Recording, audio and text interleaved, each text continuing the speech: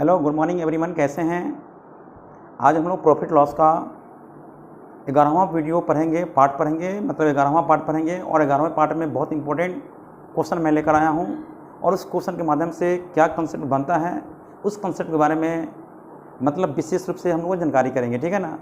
और बहुत सारे बच्चे का ये कमेंट था और बहुत सारे बच्चे मैसेज भी किए थे कि सर इस तरह के क्वेश्चन को हम लोग कैसे बनाएंगे। मतलब मैं जब भी एग्जाम में जब इस तरह के क्वेश्चन आते हैं और बार बार क्वेश्चन पूछा जाता है, जब भी किसी एग्जाम में मैं बैठता हूं तो उस एग्जाम में क्वेश्चन पूछा जाता है, तो ऐसे स्थिति में हम लोग को टाइम टेकन ज़्यादा हो जाता है, मतलब ज़्यादा डिस्क्रिप्टिव हम लोग करने लगते हैं। डिस्क्रिप्टिव करने के दौरान तभी आंसर आता है, मतलब बहुत ज़्यादा समय लग जाता है। तो उस टाइम को सेव करने के लिए क्या उपाय है, क्या उसका कंसेप्ट है, बेसिक कंसेप्ट इसके बारे में समझाया जाए।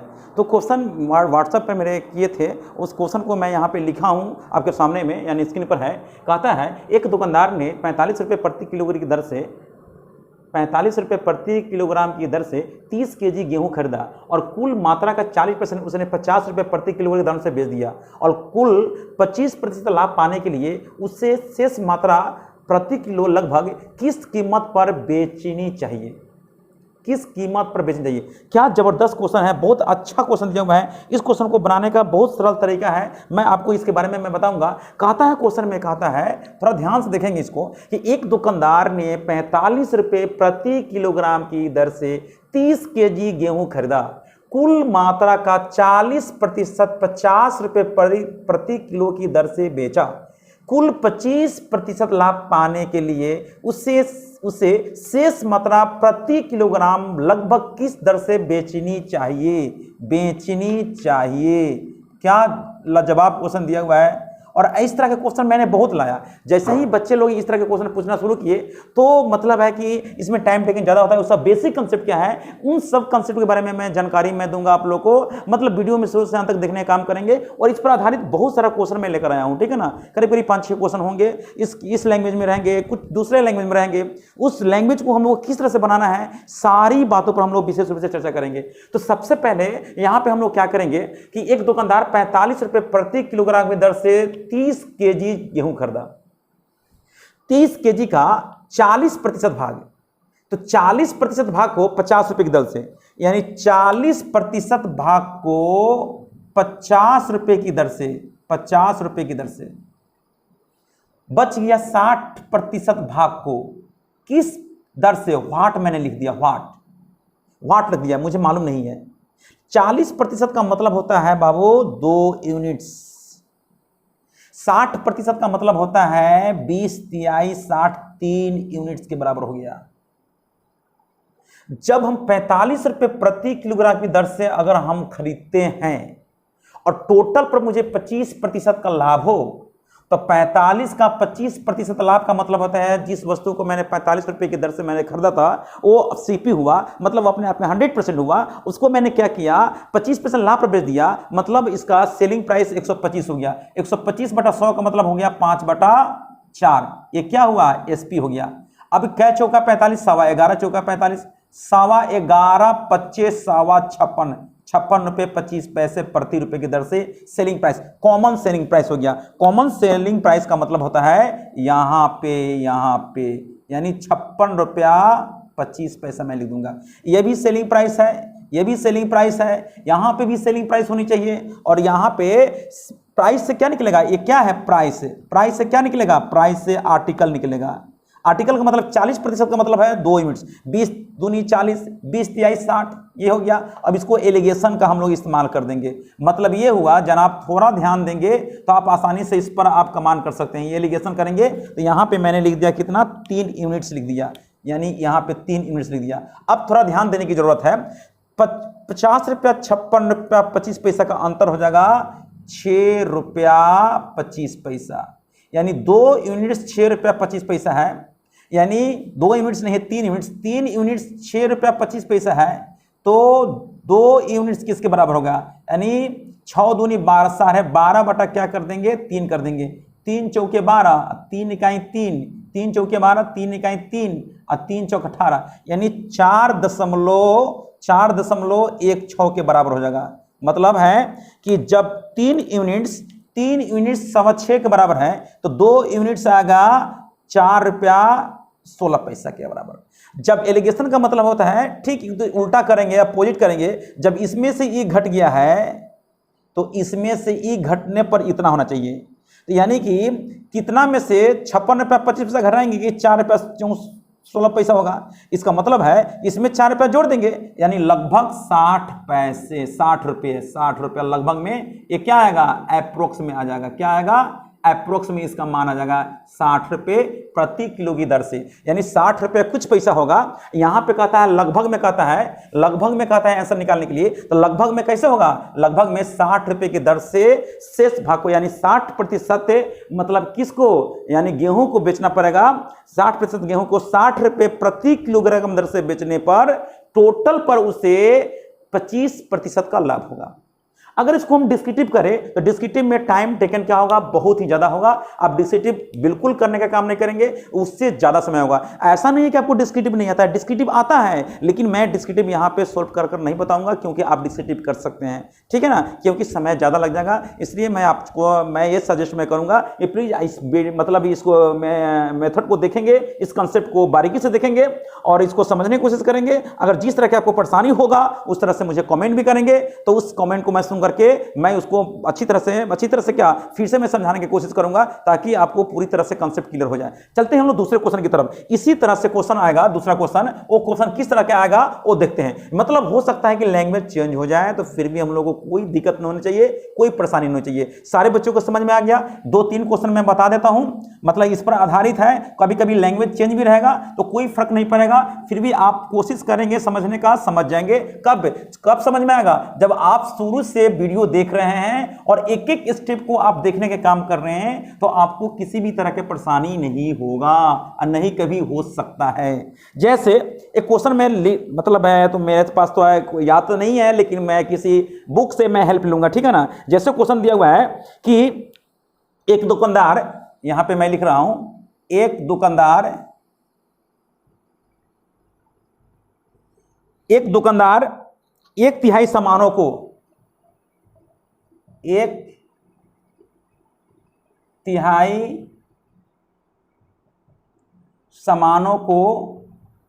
सामानों को 15% के हानि पर बेचा।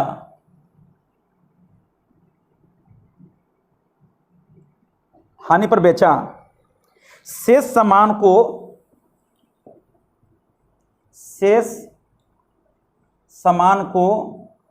सामान को कितने प्रतिशत लाभ पर बेचे, कितने प्रतिशत लाभ पर बेचे कि संपूर्ण लेन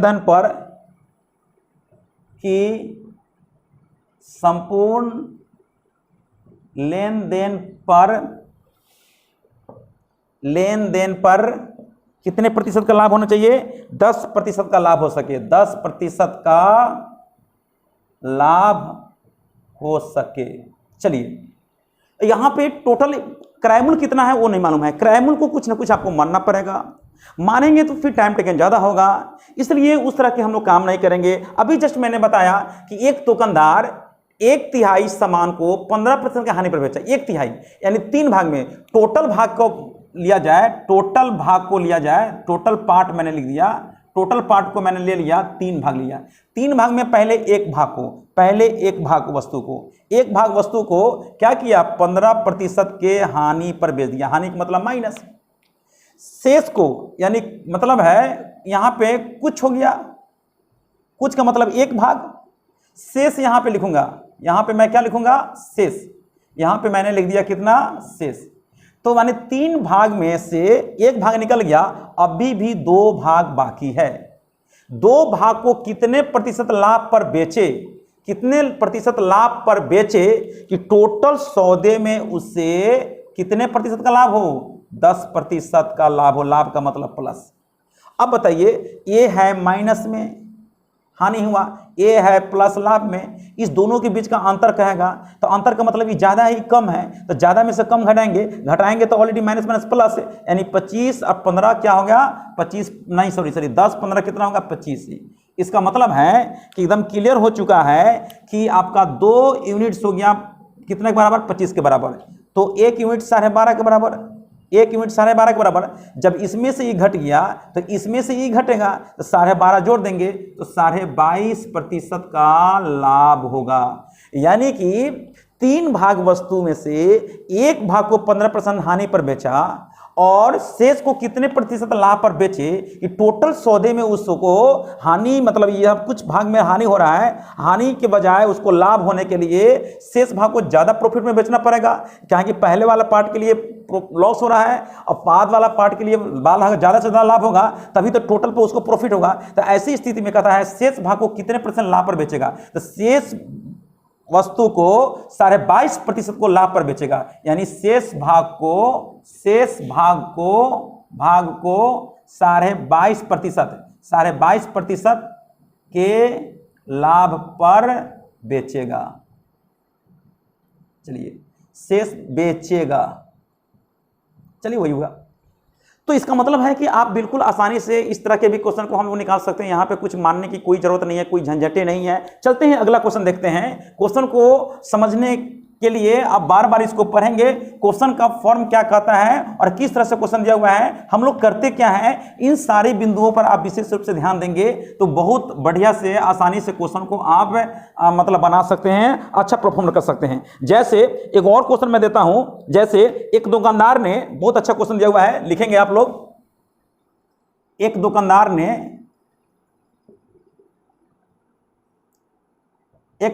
ने कुछ वस्तुओं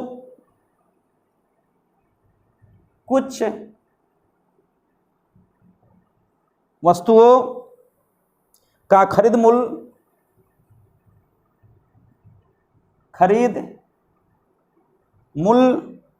500 रुपया में अदा किया, 500 रुपया में अदा किया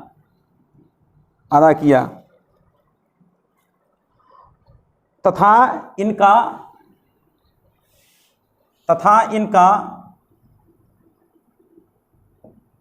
3/4 भाग उसने 12% की हानि पर तथा शेष भाग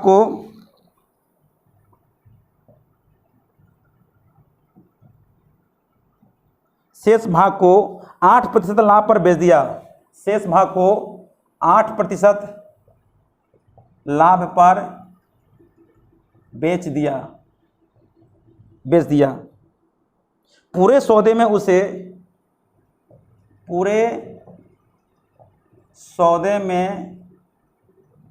उसे कितने प्रतिशत का लाभ या हानि हुआ। अब यहां पे क्वेश्चन में बन गया, देखिए आपको लगेगा कि एक ही तरह के क्वेश्चन है, कुछ इसमें चेंज कर दिया गया है, कुछ पार्ट चेंज है। इसके बारे में मैंने पहले भी आपको किसी वीडियो में मैंने बताया होगा। इस तरह के क्वेश्चन को मैंने बनाने का तरीका भी बताया होगा, ऐसा नहीं है कि नहीं बताए होंगे। एक दुकानदार ने कुछ वस्तुओं को खरीद मूल्य 500 रुपये में अदा किया, यानी 500 रुपये में कुछ वस्तुओं के, मतलब एक दुकानदार ने कुछ वस्तुओं को खरीद लिया और इनका 3/4 भाग उसे 12% के हानि पर बेच दिया। यानी 4 भाग जो है, 4 भाग क्या % हुआ, 4 भाग 100% हुआ। इसलिए 3 भाग क्या हुआ, 3 भाग कितने % के बराबर हो गया, 3 भाग 75% हुआ। मतलब ये हुआ कि 3 भाग को 75%, 3 भाग का मतलब 75%, शेष कितना बच गया, यानी कि कुछ का मतलब हुआ इनका कुछ हो गया, यहां पे मैंने लिख दिया कुछ और शेष मैंने यहां पे लिख दिया। शेष का मतलब क्या हुआ, शेष का मतलब हुआ 25%। यानी 3/4 का मतलब 4 भाग में 3 भाग, जब 4 भाग हुआ 100% के बराबर हुआ तो 1 भाग 25, 3 भाग 75%, यानी कुछ को 75, कुछ वस्तु, कुछ भाग वस्तु का मतलब 75% भाग वस्तु, वस्तु का 75%, और शेष भाग जो बच गया वो 25% भाग बच गया। और यहां पे कहता है, यहां पे कहता है कि 3/4 भाग को 12% का हानि पर है, तो हानि का मतलब 12% हुआ, तो इसका 12% निकालेंगे, तो 12% हानि का मतलब हुआ 75 का 12%, तो 12 पर नहीं 9, तो यहां पे 9% का क्या हुआ, माइनस कर देंगे, ये हानि हुआ। यानी आपको कहा जाएगा कि 75 का आप निकालेंगे 12%, 12/100, ये 3 बार में, ये 4 बार में, 4 × 12, 3 × 9, तो हानि का मतलब माइनस हुआ। अब यहां पे कहता है शेष को 8% लाभ पर भेज दिया, तो शेष को 8% यानी 25 का 8% निकालेंगे, तो 25 × 200/100 करेंगे, तो 200/100 करेंगे तो क्या होगा, +2, यानी इतना % का क्या हुआ, लाभ हुआ। अब बताइए कि कुछ वस्तुओं पर 9% का हानि हुआ और शेष भाग को 2% का लाभ हुआ, तो सौदे में क्या हुआ, 9%, ये 2% लाभ हुआ, 9% का हानि हुआ, फिर भी उसको क्या हुआ, हानि हो गया। हानि क्या % का हो गया, हानि हो गया यहाँ पे 7% की हानि हो जाएगा। ऐसे स्थिति में हम लोग क्या करेंगे, आसानी से निकाल सकते हैं, तो कोई दिक्कत नहीं है। बहुत इस तरह के क्वेश्चन को हम लोग क्या करेंगे, रेशियो से आराम से निकाल सकते हैं, कोई दिक्कत नहीं है, इसको परफेक्ट ले सकते हैं। यहाँ पे एलिगेशन का काम बिल्कुल नहीं करेंगे। टोटल ओवरऑल पर तो कुछ ऐसा मेंशन नहीं किया है, ओवरऑल पर तो यहाँ पे दे दिया है, ओवरऑल पर कितना % का लाभ हुआ, टोटल नहीं आया, ओवरऑल दिया ही नहीं है। यानी कि पहले वाले भाग को, यानी 3 भाग को 12% लाभ पर भेज दिया, और 8 मतलब है, एक भाग को 8% के मतलब है लाभ पर भेज दिया, यहाँ पे हानि पर भेज दिया, सॉरी 4 भाग में 3 भाग को 12% के हानि पर भेज दिया और शेष भाग को 8% लाभ पर भेज दिया। तो इन सब लेन देन में उसको क्या हुआ, तो हम लोग क्या करते हैं, यहाँ पे डिस्क्रिप्टिव करते, तो यहाँ पे शॉर्ट तरीके से हम लोग बिल्कुल निकाल सकते हैं, इसको प्रतिशत में चेंज कर लेंगे। हम लोग क्या करते हैं, यहाँ पे सीपी के रूप में दिया हुआ है, सीपी कितना है, 500 रुपया दिया हुआ है, डिस्क्रिप्टिव करते हैं। अब डिस्क्रिप्टिव करने के दौरान हम लोग क्या करते हैं, अब क्या कहता है, 3/4 वस्तु को, यानी 3/4 भाग को, यानी इसी सीपी का एसपी निकालेंगे, एसपी निकालेंगे, यानी 500 का 3/4 भाग को कितने % हानि पर भेज दिया, 12%, यानी 88% पर भेज दिया। यानी टोटल जो मेरा खरीद मूल्य 500 रुपया था, 500 रुपये का 3/4 भाग को 88% पर बेच दिया, यानी 2 जीरो से 2 जीरो कैंसिल कर सकते हैं, इसको कर सकते हैं 22 बार में, और 22 × 5 = 110, तिहाई कर देंगे 330, यानी 330 रुपया हो गया। फिर एसपी निकालेंगे, अभी भी 500 का बाकी है, 1/4 भाग को कितने % लाभ पर बेच दिया, यानी 8%, यानी 108 बटा क्या करेंगे, 100 कर देंगे। ये 2 जीरो से 2 जीरो कैंसिल हो गया। अब 4 से कटेंगे, कै चौका 4 दूनी 8 है, और 7 चौके 28, 27 बार में 27 चौके होता है 108 होता है, 27 × 5 = 135 होता है, शायद 135 रुपया होगा, इतना हो गया। अब टोटल एसपी का, टोटल एसपी कहेगा, टोटल एसपी की बात करें, टोटल एसपी की बात करें, तो टोटल एसपी कितना हो जाएगा, यहाँ पे मैंने चेंज कर दिया, टोटल एसपी कितना हो जाएगा, यानी कि यहाँ पे 330 रुपया और 135 रुपया टोटल जोड़ेंगे तो क्या होगा, 465 रुपये होगा। यानी खरीद मूल्य कितना था, यहाँ पे देखा जाए तो खरीद मूल्य कितना है, खरीद मूल्य 500 रुपये है। एसपी की बात करें तो एसपी कितना है, एसपी 465 रुपया, तो यहाँ पे क्या होगा, लॉस हो गया। लॉस कितना हुआ, 35 रुपया।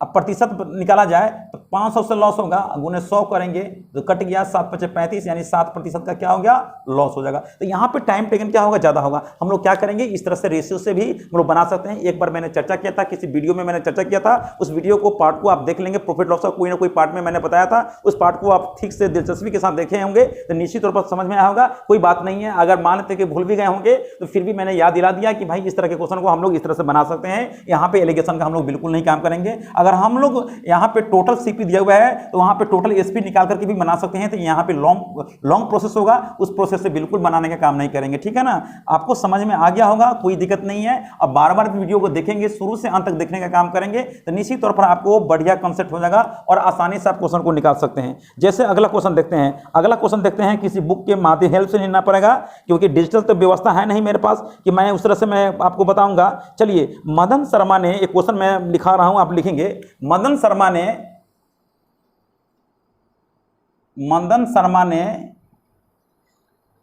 1650 रुपया का चावल खरीदा, 1650 रुपया का चावल खरीदा, ठीक। और उसके बाद क्या किया उसने, उसके बाद क्या, खराब हो जाने की वजह से, खराब हो जाने के वजह से, वजह से 1/3 चावल, 1/3 चावल को 10% की हानि पर 10% की हानि पर बेच दिया, हानि पर बेच दिया, शेष चावल को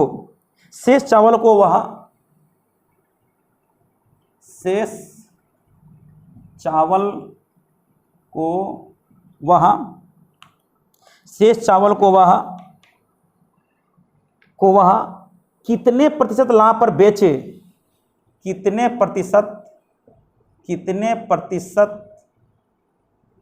लाभ पर बेचे कि उसे कुल क्रय मूल्य पर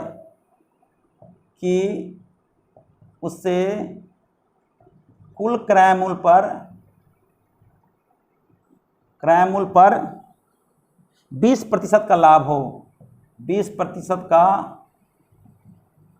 लाभ हो। चलिए, अभी यहाँ पे मदन शर्मा ने जो भी परचेज किया, चावल खरीदने का काम किया, 1650 रुपये, इस टोटल प्राइस यानी कॉस्ट प्राइस से मुझे कोई मतलब नहीं है। खराब हो जाने की वजह से 1/3 यानी टोटल जो भाग है, कुल भाग लेंगे 3 भाग में एक भाग को क्या किया, एक भाग को 10% के हानि पर बेच दिया। 10% हानि का मतलब माइनस लेंगे, यहाँ पे 10% लिख देंगे। और शेष को मतलब हो गया 2 भाग है, 2 भाग को क्या किया, शेष को कितने प्रतिशत लाभ पर बेचे, ये टोटल सौदे पर उसे कितने % का लाभ हो, टोटल पर उसे 20% का लाभ हो। 20% का मतलब ये हो गया। यहाँ पर थोड़ा जगह लेकर लेंगे, यहाँ पे 1 यूनिट से मान ले लेंगे क्योंकि एक भाग को कहता है, यहाँ पे 2 भाग बच गया, यानी कि दोनों का अंतर यहाँ पे अभी मालूम नहीं है। और यहाँ पे दोनों का अंतर की बात करें तब यहाँ पे +20 है और यहाँ पे -10 है, तो अंतर करेंगे तो क्या होगा, 30 आ जाएगा। 30 का मतलब यहाँ पे मैंने 30 लिख दिया, यहाँ पे 30 लिख दिया, यानी 2 यूनिट 30, तो 1 यूनिट किसके बराबर होगा, तो 1 यूनिट होगा जनाब, 1 यूनिट हो गया 15 के बराबर। जब इसमें से घट गया तो इसमें से घटेगा, तब 15% इसमें क्या करेंगे, जोड़ देंगे। जोड़ने का मतलब कितना हुआ, 35%। शेष को 35% के लाभ पर बेचेगा, यानी शेष चावल को कितने %, 35% के लाभ पर बेचेगा। मतलब जब भी इस तरह का क्वेश्चन होगा तो हम लोग बिल्कुल आसानी से निकाल सकते हैं, इसमें किसी भी तरह की परेशानी आपके साथ नहीं होनी चाहिए। मेरी बात समझ रहे हैं, क्वेश्चन क्या कर रहा है, जब भी इसमें टोटल कॉस्ट प्राइस की जिक्र करे तो हम लोग अगर टोटल कॉस्ट प्राइस से अगर निकालने की कोशिश करेंगे तो निकल तो जाएगा, लेकिन वहां पे टाइम टेकन ज्यादा होगा। अगर आप कहेंगे तो हम 5 मिनट का समय लेकर के आपको बता देंगे, लेकिन ऐसा कुछ नहीं है, आप भी बना सकते हैं। यानी कि इसके पहले मैंने 500 रुपया जो दिया था, टोटल के बारे में जिक्र किया गया था, वहां 500 रुपये से मतलब नहीं रखे हैं, यहाँ पे भी मतलब नहीं रखना है, यानी कि यहाँ पे एकदम क्लियर हो चुका है। अगर मुझे डिस्क्रिप्टिव करना होगा तो हम लोग कर सकते हैं। यानी टोटल सीपी की बात करें तो टोटल 1650 रुपया हो गया। 1650 रुपये का एसपी निकालेंगे। 1650 रुपये का 1/3 भाग को कितने %, यानी 10% हानि पर बेच दिया। 10% हानि का मतलब 90/100 कर देंगे। 1 0 1 0 2 0 से जोड़े कैंसिल हो गया। अब काट देंगे 3 3 9, 3 से काटेंगे 3 5 15 16 48 49 495 रुपये में बेच दिया। फिर एसपी लिखेंगे, एसपी कितना बच गया, 1/3 निकल गया तो 2/3 बच गया, यानी 1650 रुपये को 2/3, यानी 1650 रुपये को 2/3 निकाल देंगे। 2/3 जो भी निकले, यहाँ पे एसपी नहीं निकालेंगे, सीपी निकालेंगे। और टोटल एसपी निकालने की बात करें, तो टोटल एसपी निकालने के लिए 1650 गुने 120/100 करेंगे। टोटल पर 120% का लाभ होता है। यहाँ पे निकाल देंगे, 1 0 से कट गया। अब 12 25 60, 12 16 होता है। 12 16 कितना होता है, 12 16 हो जाएगा 192, 1200 नहीं है 192, 1920 रुपया हुआ। 1920 रुपये में क्या करेंगे, अब हमारा क्या करेंगे, 1920 रुपये में से इसको घटा देंगे, कितना 495 रुपये घटा देंगे। और इसका सीपी जो बच गया, इसका 2/3 सीपी यहाँ पे होगा, सीपी निकाल देंगे। और टोटल एसपी में से, मतलब टोटल एसपी में से इस एसपी को घटा देंगे, जो एसपी आएगा उसके एसपी में से इसको सीपी घटाएंगे तो लाभ होगा। लाभ किससे हुआ वहाँ पर निकाल देंगे, तो यहाँ पर टाइम टेकन क्या होगा, ज़्यादा होगा। आप इसको बना सकते हैं, इसमें टाइम बहुत ज़्यादा होगा, ज़्यादा कैलकुलेटिव होगा, ज़्यादा सोचना पड़ेगा, ज़्यादा आपको इधर उधर करना पड़ेगा, टाइम बहुत ज़्यादा लग जाएगा। इसलिए इस तरह से काम बिल्कुल नहीं करेंगे, इस तरह से बनाने का काम करेंगे। अभी मेरे पास टाइम नहीं है कि इसको मैं सोल्व करूं, आप खुद को कर सकते हैं, नहीं तो आप कहेंगे समय बर्बाद कर रहे हैं सर, एक वीडियो में इतना समय ले रहे हैं बिना मतलब का। कोई दिक्कत नहीं है, आप समझ रहे हैं, समझ सकते हैं, बना सकते हैं। अगर आपको इस तरह की बात रहे तो आप कमेंट करेंगे तो मैं फिर से मैं बता दूंगा। ऐसा कुछ नहीं है कि इस क्वेश्चन के लिए मैं फिर से नहीं बताऊंगा, बता सकता हूं, लेकिन कब, जब आप पहले देखेंगे, पहले कोशिश करेंगे समझने का, नहीं समझ में आएगा तो मैं पूरी कोशिश में करूंगा कि आपको इस तरह के क्वेश्चन को मैं पूरी तरह से आपको मैं बता दूं, इसमें किसी भी तरह की परेशानी आपके आपके साथ बिल्कुल नहीं होना चाहिए और ना कभी होने देंगे। अगला क्वेश्चन देखते हैं, अगला क्वेश्चन किस तरह का बनता है देखते हैं। बहुत अच्छा क्वेश्चन आ गया, इस पर थोड़ा ध्यान से देखेंगे। बहुत अच्छा क्वेश्चन है, 1 मिनट। जैसे सपोज करते हैं कि एक क्वेश्चन मेरे पास आया है, बहुत खूबसूरत क्वेश्चन आया है, थोड़ा ध्यान से देखेंगे। अश्वनी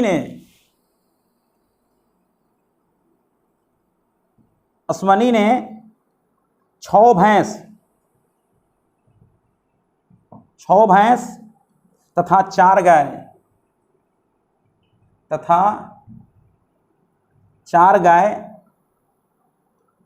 11,000 रुपये में खरीदा। 11,000 रुपया में खरीदा। वह भैंस को 10% लाभ पर, वह भैंस को 10% लाभ पर तथा गाय को 5%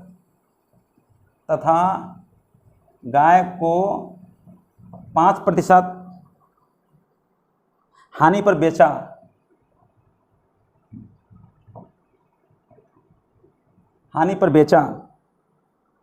इस तरह से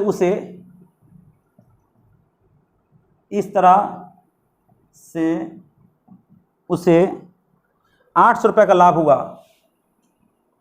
800 रुपये का